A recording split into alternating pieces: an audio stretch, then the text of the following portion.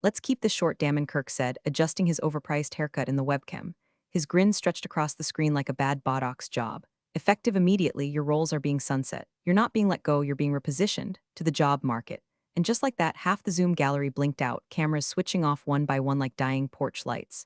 My team, my people, gone with a calendar invite and a smirk. Then he said it, the sentence that made my molars grind. We recouped nearly half their severance.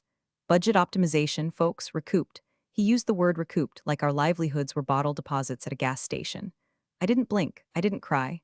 I sat there in my beige cardigan and budget office chair, staring into the dead eye of my webcam while every muscle in my body turned to ice. My coworkers were texting each other, frantically checking HR emails, trying to breathe through it, but me, I was thinking about that word, recouped. That wasn't some offhand slip, that was specific, that was legally stupid. Hey, if you're still here, can I ask a quick favor? If you like stories like this, consider hitting that subscribe button and dropping a like. It seriously helps the channel and keeps this chaos going. All right, back to it.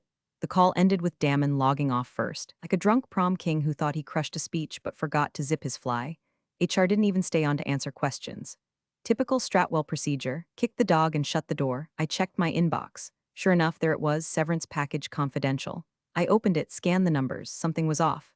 The base amount was right, but then came a line I hadn't seen before, executive reallocation adjustment. No explanation, no policy reference, just a four-figure subtraction followed by a smiley face emoji in the email signature of a woman who once cried over printer toner. I forwarded it to myself, saved the PDF twice, once on my home drive, once in the cloud. Then I opened a folder I hadn't touched in years, Legacy Governance Docs. The kind of stuff you keep not because you need it, but because you know someday someone will forget you were there first. That folder was about to earn its keep. I texted Jordan, who used to sit next to me before the last reorg shoved us into siloed hell. You get this line in your severance? I asked. Yep, exec adjustment. $3,500 gone. HR says it's standard now. You buy that? He replied with a meme of a trash can on fire caption Stratwell HR Strategy 2025. I didn't laugh. I didn't cry either. I started making copies. I don't work in compliance for 17 years and walk away empty-handed. Damon Kirk might have thought we were numbers on a spreadsheet, but I knew the formulas behind the cells, and I sure as hell remembered one clause most people forgot existed.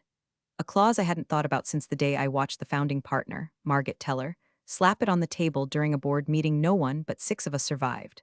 Section 23.7a. I didn't remember every word, but I remembered the vibe. Executives shall not materially benefit from severance reductions unless a full board vote authorizes it. It wasn't legalese, it was insurance. Written back before IPOs and investors when founders still thought betrayal only came in hostile takeovers, not in HR memos. The thing is, people like Damon don't read charters. They skim PowerPoints. They think paperwork is someone else's problem, until it becomes their coffin. Damon didn't know that yet, but I was going to teach him, and I wouldn't raise my voice. I'd raise the evidence. 3 days after the guillotine call, a padded envelope showed up at my doorstep, Stratwell's idea of a heartfelt goodbye. Inside was my severance summary, my final paycheck breakdown, and a glossy brochure titled Next Chapters, Thriving Through Transition. The smiling woman hugging a golden retriever in front of a mountain neither of them could afford. I flipped past the platitudes and scanned the spreadsheet. There it was again, executive reallocation adjustment, $4,100, no policy code, no asterisk. Just that vague line item in the same smug font they used for employee birthdays. I flipped the page, then flipped it again. No explanation. I logged into our now restricted HR portal, miraculously still active, and sure enough, under final pay statement, the same number stared back at me like it was daring me to ask questions. So I did. I called HR. Amanda picked up. She sounded like she was eating string cheese and indifference. Hey, Brenda, she sighed. If this is about the adjustment, we've been told it was an executive-level policy change. It's uniform. Great, I said. Could you send me the written policy? It hasn't been published yet, and it's not a policy. A beat of silence. Then she parried, well, it was an executive decision. There it was. The phrase that gets lawsuits filed and careers torched.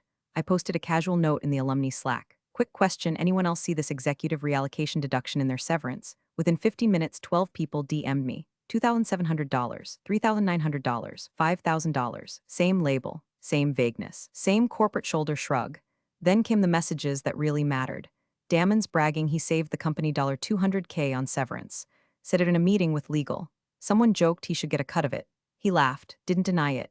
Wait, didn't he come from that failed SBX startup that got sued for misappropriation? I pulled up his LinkedIn. Sure enough, his last role was strategic revenue partner at a company that no longer existed and had zero archived press releases. You don't have to be Sherlock Holmes to smell the grift on a title like that. That night, I poured a whiskey, kicked off my shoes, and opened the one place Damon wouldn't think to look, Stratwell's pre-IPO compliance archive. Buried in my personal records folder, beneath a tax form from 2012 and a scanned birthday card from my son, was the old server backup I kept just in case. Just in case someone got greedy. Just in case someone forgot. I clicked into the governance folder, then into founding docs, then opened Charter Final V4 signed PDF. My heart thumped once, twice, and then I saw it. Section 23.7 A. In the event of restructuring, no executive may personally or indirectly benefit from any modifications to severance, unless such modification is approved by unanimous vote of the board of directors and publicly disclosed. Indirectly, that word was the dagger. Because if Damon had pulled this stunt without a board vote, and based on every whisper I was hearing then he hadn't just bent a rule. He'd shattered a clause written by people who still believed in paper trails and courtroom retribution. I highlighted it, annotated it, printed 3 copies. I started a spreadsheet of my own. 1 tab for each severed employee. 1 column for what they should have received. 1 for what they got. 1 for the amount Damon recouped. And 1 for every damn time his initials appeared on an internal email forwarding those spreadsheets with the subject line "Final Revision OK." I wasn't just hunting for justice anymore. I was building a bomb made of signatures and timestamps. Because the thing about people like Damon, they don't cover their tracks. They think silence means consent. But I wasn't quiet because I was scared. I was quiet because I was planning. The next morning, I dropped my kid off at school, smiled through the mom traffic circle like I wasn't scheming corporate justice in yoga pants, then came home, poured coffee so strong it could melt chrome, and sat down with the original Stratwell Charter like it was the Dead Sea Scrolls. There it was, page 62, stamped, notarized, witnessed in triplicate. Section 23.7 A. That beautiful, overlooked piece of legal poetry written back when the founders still cared about ethics, before the company got drunk on venture capital and hired peacocks like Damon to optimize costs. No executive may personally or indirectly benefit from the modification of severance obligations without unanimous approval of the board of directors, recorded and ratified in minutes made available to shareholders. Most people skip this stuff, buried in a binder, never updated post-IPO because governance transition got delayed indefinitely. We were still technically operating under the founding charter, even if most execs didn't know it. Hell, HR probably thought bylaws were just seasonal allergies, but I remembered. Because back when I joined, Margaret Teller, the real Margaret, a woman who founded this company with a used MacBook and a warehouse full of ambition, she walked me through the clause herself. I was 28, green as a cucumber in a snowstorm, and she told me always read the fine print. That's where the ghosts hide. So now I had a ghost clause, and I needed a living witness. I reached out to her. Margaret had long since retired to Santa Fe, traded boardrooms for bird feeders. Her LinkedIn said former founder, but her bio still listed her Stratwell email. Just for kicks, I tried it. Bounced, so I did something I hadn't done in years. I picked up the phone. The landline rang 4 times before someone picked up, a faint cough. Then, "Hello, hi, this is Brenda Alvarez. I used to work at Stratwell back before the second Series B. Is this Margaret Teller?" A pause, then softly, "Well, I'll be damned. Brenda from compliance. You still keeping the wolves honest?" I laughed. I almost cried. "I'm trying," I said, "and I need your help." I laid it out for her carefully. No accusations, just facts, the severance cuts, the mysterious executive reallocation, the clause, the initials, the bragging, the silence. When I finished, she said nothing for a while. I could hear wind chimes in the background and a dog barking at a bird. Finally, she spoke. "That clause was my line in the sand," she said. "I added it after our first acquisition, because the incoming exec tried to stiff the marketing team out of their packages while giving himself a retention bonus. We got rid of him, but the board wanted it in writing, so I wrote it.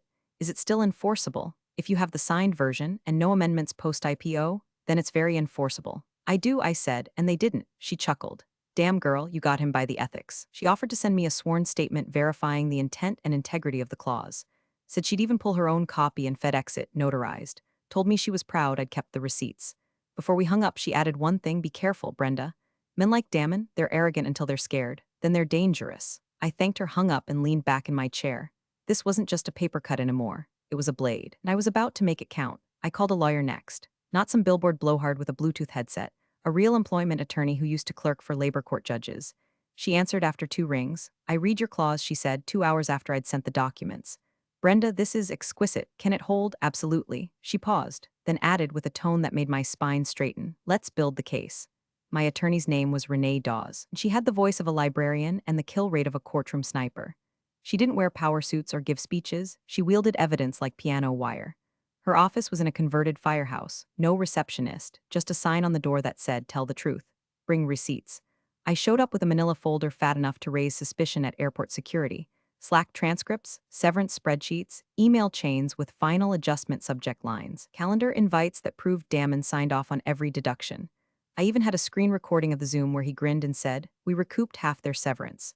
Budget optimization, folks. Idiot couldn't help himself. Renee sat across from me at a metal desk covered in sticky notes and a half-eaten apple. She flipped through the folder, silent, nodding occasionally.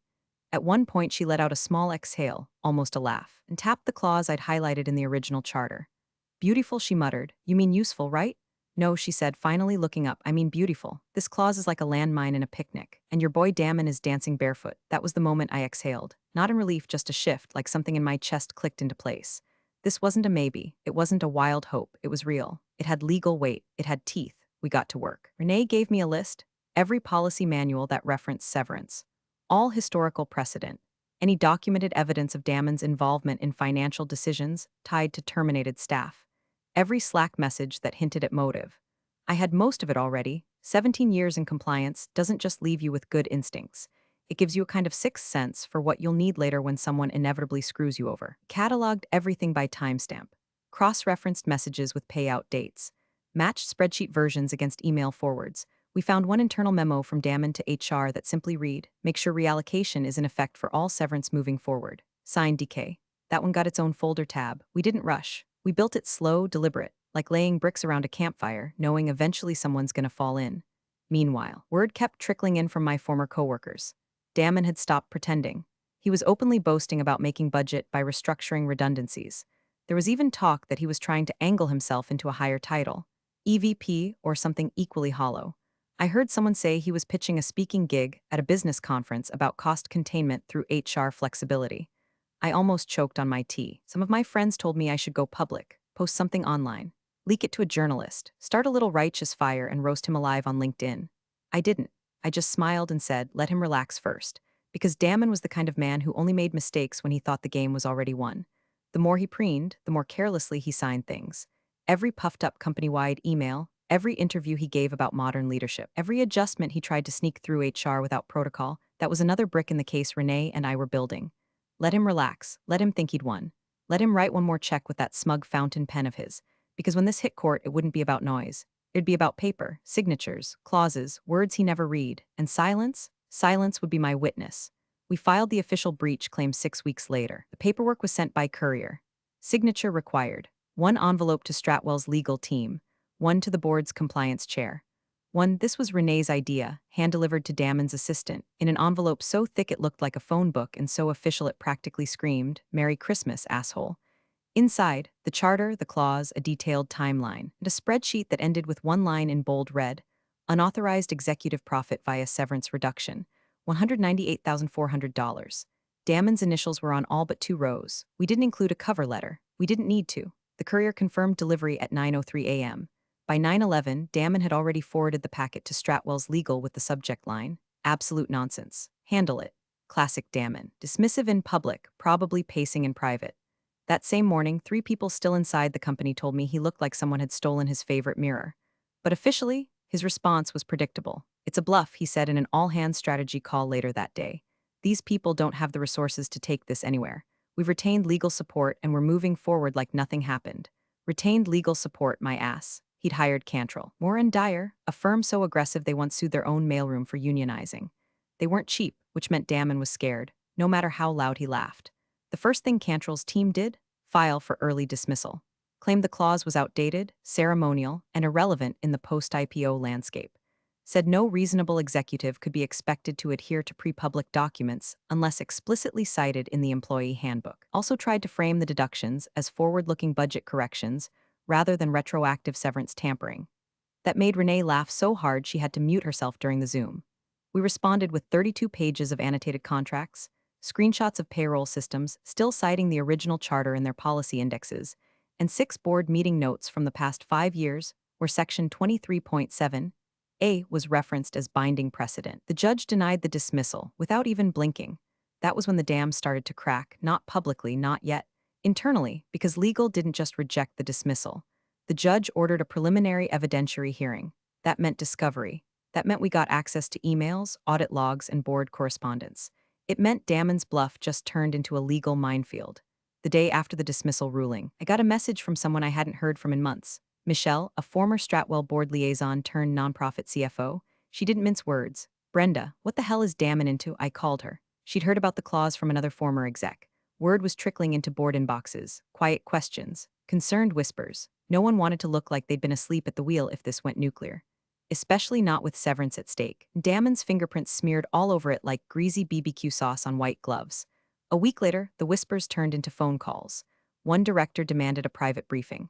Another emailed Renee directly asking for clarification of the clause's enforceability under the current charter. We knew then they were circling. Damon, meanwhile, kept strutting. Sent out a tone-deaf newsletter titled Operational Wins and Visionary Planning, where he used the word synergy 7 times in 4 paragraphs, and included a photo of himself shaking hands with a recycled cardboard cutout of a community partner he'd never met. His smile looked extra forced, his eyes a little more glassy than usual. You could feel it in the air, like the office itself had started inhaling slowly. Because here's the thing, corporate people don't like lawsuits, but what they really don't like is uncertainty. Damon was radioactive, and the ones who used to sip his Kool-Aid were now quietly researching ways to uninvite him to the next board meeting. One VP forwarded me a message Damon had sent after the claim hit. It read, "This is manageable. She's just pissed. There's no real breach. The clause is ceremonial legacy nonsense. We'll bury it with red tape." Attached to that message, a draft press statement calling the lawsuit a distraction. A distraction. I forwarded it to Renee. She replied 2 minutes later, "Excellent. Hubris is admissible." The hearing was set for 60 days out. 60 days for Damon to keep whistling in the dark.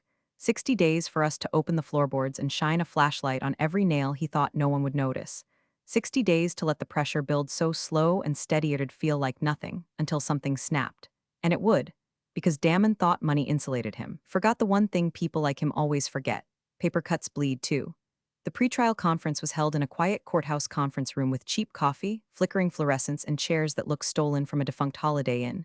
Nothing dramatic, nothing loud, just the quiet hum of inevitability. Damon walked in late, of course, brisk, chin up, leather binder under his arm like it contained divine secrets. He nodded at the judge, ignored me, and slid into his seat with the energy of a man still clinging to his own myth. The only thing missing was a marching band and a spotlight. I didn't look at him. Didn't need to. I was busy arranging my own binder. Mine was older, taped at the spine, and stuffed with real ammunition. Page-numbered evidence logs, time-stamped Slack threads, and 3 pristine, notarized copies of the original Stratwell charter with the clause Damon had never bothered to read. He should have read it. His attorney, a man named Marshall DeWitt, was sharper than Damon deserved, impeccable suit, Yale chin, voice like butter melting over a threat. But even butter slides when the heat hits. Judge Tilson, a stern woman with steel-gray hair and the patience of a stone gargoyle, called the session to order. This wasn't a trial. Not yet. Just a chance for both sides to show their hands, clarify procedural issues, and gauge whether this was heading to settlement or fire. Marshall stood and launched into the usual song and dance. Frivolous, symbolic, outdated clause, no demonstrable personal gain, dismissed before wasteful litigation. The greatest hits of a man who hadn't seen the evidence yet. Renee waited until he was done. Then, without standing, she slid our binder across the table toward the clerk. "This is the original Stratwell charter," she said flatly. "Filed, ratified, and binding. Section 23.7a is not ceremonial, it's active. It's cited in the Internal Compliance Manual as of 18 months ago. The board never voted to amend or replace it.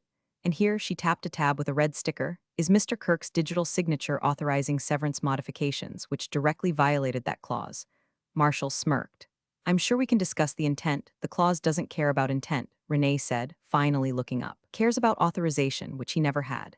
Judge Tilson turned to Damon. "Mr. Kirk, were you aware of Section 23.7a at the time you approved these reductions?" Damon scoffed. "Your Honor, that clause was from the company's founding. It predates our public transition. It's irrelevant." "That's not what I asked," the judge said. Damon blinked, adjusted his tie. "I know, I wasn't aware." Then came the moment that made the air change. Judge motioned to the defense table. "Let your associate read it out loud." The young guy sitting next to Marshall, probably 2 years out of law school, still bright-eyed and clean-jawed, took the charter, flipped to the tab, and started reading aloud. "No executive may personally or indirectly benefit from the modification of severance obligations without unanimous approval of the board of directors." His voice faltered by the 3rd line. By the 4th, he looked up. Pale. "Sir," he whispered to Marshall, "this is enforceable. I mean, this is airtight." Marshall's jaw tensed. Renee stayed perfectly still, so did I. It was one of those moments where no one moved, no one breathed, because something irreversible had just happened and everyone felt it, not loud, not theatrical, just shifted. Damon leaned forward, whispering furiously into Marshall's ear, waving one hand like he could swat the claws out of existence. But Marshall didn't respond. He was staring at the red tab, lips pressed so tight they disappeared. Judge Tilson cleared her throat. Motion for delay? Marshall hesitated. Yes, Your Honor. We'd like time to reevaluate our position. Renee stood. We object. This has been filed, reviewed, and logged for weeks. Opposing counsel had ample time to prepare. Any delay would materially impact my client and the other affected parties. The judge nodded. Objection noted. Motion denied. This proceeds on schedule. She banged her gavel once, gently, and just like that, the room deflated. Damon stood, fists clenched, face flushed a dangerous shade of red. He didn't look at me, couldn't. The kid associate just kept staring at the claws like it was some ancient curse that had just come alive. Outside, as I walked down the courthouse steps into the sun, Renee turned to me and smiled for the first time in 2 months. You feel that? What? She put on her sunglasses. The tables just tilted, and they weren't tilting in Damon's favor. Courtrooms don't echo the way movies make them out to. They compress. Every sound gets folded inward, heavy and private. When someone shifts in their chair, you feel it more than hear it. So when Judge Tilson entered the chamber that morning with a manila folder under her arm and no clerk behind her, you could already sense something different was about to unfold. She didn't open with pleasantries. No welcome. No thank you for your time. She walked straight to the bench, sat down, opened the folder, and pulled out a worn document with a red paperclip on the corner. I knew that document. I'd touched it with my own hands. She held it up and looked directly at the room. Before we proceed, she said, I'd like to read into record a clause from Stratwell Systems' original charter, submitted by the plaintiff and verified as binding by the defendant's own compliance audit. Renee didn't flinch. Marshall didn't blink. Damon gave a soft laugh, almost a scoff. The judge began, Section 23.7a. In the event of restructuring, no executive may personally or indirectly benefit from any modification to severance obligations without the unanimous consent of the board of directors. Such consent must be documented in writing, available upon request and referenced in quarterly compliance filings. She looked up. The room stayed frozen. Damon smiled like he thought she was done, then looked over at Marshall as if to say this again, but she wasn't done. She turned the page and continued. Any violation of this clause constitutes a breach of fiduciary duty, enforceable by civil action. Willful disregard shall constitute grounds for removal pending internal board review, regardless of standing title or tenure. Damon's smile faltered. The color drained from his face like a leak in a luxury car. Marshall shifted for the first time. Just a quick, sharp inhale, barely audible. The judge placed the document face up on the bench. Then she looked straight at Damon, no expression. Mr. Kirk, she said evenly, did you knowingly violate this clause? Damon opened his mouth, closed it. He glanced at Marshall, who didn't move. I didn't know about the clause, Damon said. It wasn't flagged during our transition after the IPO. You didn't answer the question. Damon blinked. I wasn't aware that it was still active. Let me rephrase, Judge Tilson said, voice sharp now. Did you authorize severance modifications in writing without board approval while standing to gain from the budget surplus created? He opened his mouth again, then stalled, searching for life raft. This is being blown way out of proportion, he said. I was executing a strategic fiscal review. That's not a no, the judge said. She turned to Renee.